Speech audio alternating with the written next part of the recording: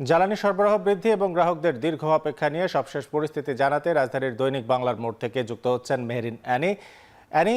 পাম্পে বরাদ্দ বাড়ানোর পর গ্রাহকদের ভোগান্তি কি কমেছে, আর বরাদ্দ কি আসলে পাচ্ছেন কিনা এটা একটু জানাবেন।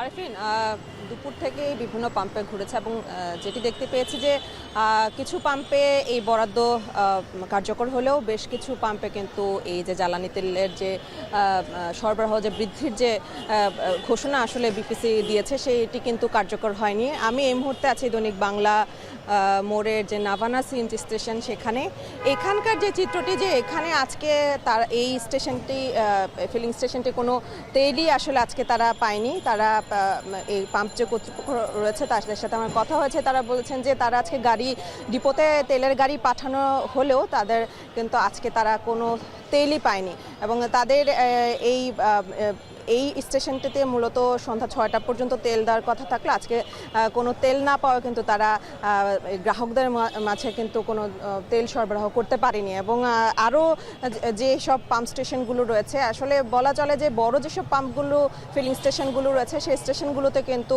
বরাদ্দকৃত যে অতিরিক্ত জ্বালানির যে ঘোষণা দিয়েছে বিপিসি সেটি চলমান রয়েছে। আবার কিছু কিছু আসলে পাম্প স্টেশন দেখেছি যে তারা বরাদ্দকৃত অতিরিক্ত জ্বালানি তেল না পাওয়ার কারণে কিন্তু দেখা গেছে যে সন্ধ্যার আগে আগেই সেই পাম্পগুলোতে কিন্তু তেল দেওয়া বন্ধ করে দিয়েছে পাম্প কর্তৃপক্ষ, এবং যার ফলে গ্রাহকরা যারা আছেন তারা কিন্তু ভোগান্তিতে পড়েছে। গ্রাহকরা বলছেন যে এই যে তেলের দাম বৃদ্ধি, পাশাপাশি বিপিসি যে বিভিন্ন পাম্প স্টেশনে আজকে দেশের বিভিন্ন পাম্প স্টেশনে যে বর্ধিত হারে তেল দেওয়ার যে ঘোষণা দিয়েছে, তো সেই জায়গা থেকে আজকে তারা ভেবেছে যে হয়তোবা তাদের এই ঘন্টা পর ঘন্টা লাইনে দাঁড়ানোর যে ভোগান্তি, সেই ভোগান্তি অনেকটাই কমে আসবে। কিন্তু চিত্রটা হয়েছে আসলে ভিন্ন।